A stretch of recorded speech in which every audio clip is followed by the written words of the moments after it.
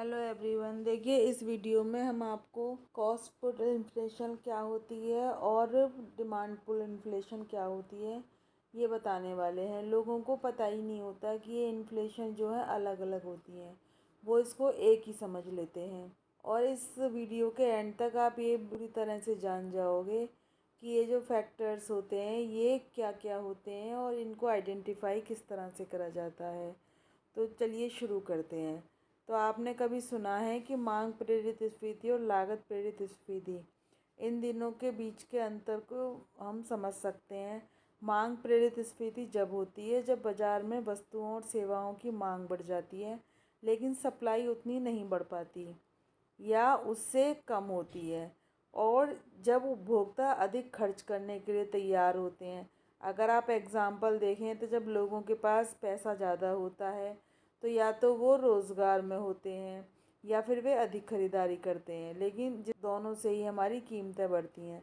दूसरी तरफ जो हमारी कॉस्ट पुल इन्फ्लेशन होती है या लागत प्रेरित स्फीति होती है, ये जब होती है जब किसी उत्पाद या सेवा की जो कॉस्ट है यानी कि उत्पादन लागत है वो बढ़ जाती है। जैसे कच्चे माल की कीमत बढ़ जाती है या श्रमिकों की सैलरी बढ़ जाती है। तो इससे होता क्या है कि कंपनियां अपने प्रोडक्ट की कीमत बढ़ाने पर मजबूर हो जाती हैं, जिससे उपभोक्ताओं को अधिक भुगतान करना पड़ता है। तो इसी को हम ज़रा डिटेल में देखते हैं कि मांग प्रेरित स्फीति लागत प्रेरित स्फीति क्या होती है। तो देखिए, मांग प्रेरित मुद्रास्फीति ये उस स्थिति का नाम होता है जिसे अत्यधिक मुद्रा बहुत कम वस्तुओं का पीछा करती है। इसीलिए इस स्थिति में कुल मांग बढ़ती है, रोजगार बढ़ता है, परंतु उत्पादन के कुल मांग की तुलना में कम बढ़ने के कारण कीमतें बढ़ती हैं। तो देखिए, पीटरसन क्या कह रहे हैं।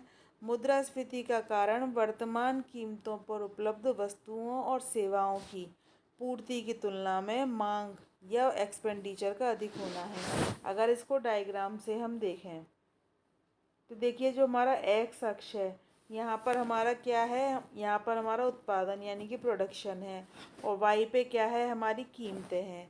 तो हमारा देखिए, जो DD1 है, DD2 है, DD1, DD2, DD3, DD4, ये हमारे डिमांड कर्व हैं और इनमें जो चेंजेस हो रहे हैं वो दिखाई दे रहे हैं। SS जो है वो हमारा सप्लाई कर्व है, ठीक है ना, ये हमारा सप्लाई कर्व है।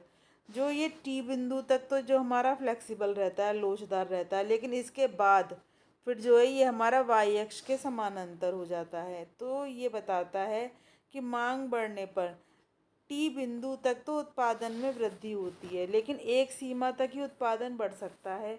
उसके बाद क्या होता है, कीमत जो है वो ही बढ़ने लगती है। मान लीजिए, कुछ हमारा उत्पादन कब बढ़ा सकते हैं कि कुछ हमारे साधन ऐसे थे जिनको हमने रोज़गार नहीं दिया था, जिनको हमने काम पर नहीं लगाया था, लेकिन जब सबको रोज़गार दे दिया जाता है तो जो T है ये हमारा पूर्ण रोज़गार का बिंदु है। तो जब सबको पूर्ण रोज़गार दे दिया तो फिर कैसे उत्पादन बढ़ाया जाएगा, तो उसके बाद केवल कीमतें ही बढ़ने लगती हैं, जिससे क्या होता है, हमारा सप्लाई कर्व जो है वो इनइलास्टिक हो जाता है, बेलोचदार हो जाता है। क्योंकि पूर्ण रोजगार से पहले तो मांग बढ़ती है तो कीमत और उत्पादन दोनों बढ़ते रहते हैं, लेकिन बाद में केवल कीमत ही बढ़ती रहती है, क्योंकि जो हमारी एग्रीगेट डिमांड है वो एग्रीगेट सप्लाई से ज़्यादा हो जाती है। और जो एग्रीगेट डिमांड है वो हमारी किस पर डिपेंड करती है, हमारे कंजम्पशन और निवेश दोनों के टोटल पर। क्योंकि जब अर्थव्यवस्था में कीमत बढ़ती है तो उपभोग और विनियोग दोनों ही बढ़ते हैं। देखिए, नेक्स्ट हमारी कॉस्ट पुश इन्फ्लेशन या कॉस्ट पुल इन्फ्लेशन लागत प्रेरित स्फीति क्या होती है। देखिए, हमने पहले भी लागत और प्राइस में आपको अंतर बता रखा है। लागत यानी कॉस्ट और प्राइस यानी कीमत, ठीक है। और जो लागत होती है वो क्या होती है, जो हमारे उत्पादन के साधन होते हैं, भूमि, श्रम, पूंजी, संगठन, साहस, इन पर जो खर्चा होता है ये सब मिलकर हमारी लागत में आता है। तो उत्पादन लागतों में वृद्धि होने से जो स्फीति या इन्फ्लेशन होती है उसे लागत प्रेरित स्फीति कहते हैं। इसमें जहाँ एक ओर तो कीमतें बढ़ती हैं, दूसरी ओर उत्पादन व रोजगार कम हो जाता है। जबकि मांग प्रेरित मुद्रास्फीति में कीमतें बढ़ने के साथ साथ उत्पादन व रोजगार में भी वृद्धि होती है। जैसे मजदूरी और लाभ में वृद्धि से जो है स्फीति हो जाती है। 1970 से इसे कीमत में वृद्धि का मुख्य कारण माना जाने लगा है। इसे नई स्फीति या न्यू इन्फ्लेशन भी कहते हैं। रेनलर्ट क्या कहते हैं, लागत प्रेरित स्फीति का आधार है कि श्रम व व्यापार दोनों ही संगठित समूह अपनी वस्तुओं और सेवाओं की कीमतें सामान्य प्रतिस्पर्धा बाजारों में प्रचलित कीमतों से ऊंची रखते हैं। अब देखिए इसका डायग्रामेट्रिक एक्सप्लेनेशन देख लेते हैं कि हमारे एक्स अक्ष पर तो उत्पादन लिया गया है और वाई अक्ष पर जो हमारा क्या लिया गया है, कीमत ली गई है। डी डी हमारा मांग वक्र है और एस एस जो है वो हमारे पूर्ति वक्र हैं। तो देखिए 3 पूर्ति वक्र दिखाए जा रहे हैं, ठीक है। और आर बिंदु के बाद जो हमारा एस एस वक्र है ये हमारा वाई अक्ष के समानांतर हो गया। इससे स्पष्ट होता है कि आर बिंदु पूर्ण रोजगार की स्थिति है। OM3 जो है ये हमारा पूर्ण रोजगार बिंदु है। तो अगर लागत बढ़ती है तो एस एस वक्र जो है वो हमारा SS1 हो जाता है, ठीक है।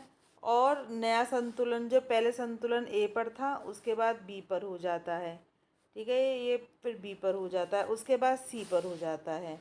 लेकिन उसके बाद फिर भी अगर लागत बढ़ती है तो नया पूर्ति वक्र नहीं बनता है और इससे क्या है, हमारी कीमतों में वृद्धि होती जाती है। इसका कारण क्या है कि मजदूरी की दर बढ़ जाती है या मौद्रिक मजदूरी में वृद्धि हो जाती है, यानी कि मजदूर जो है ज़्यादा डिमांड करने लगते हैं।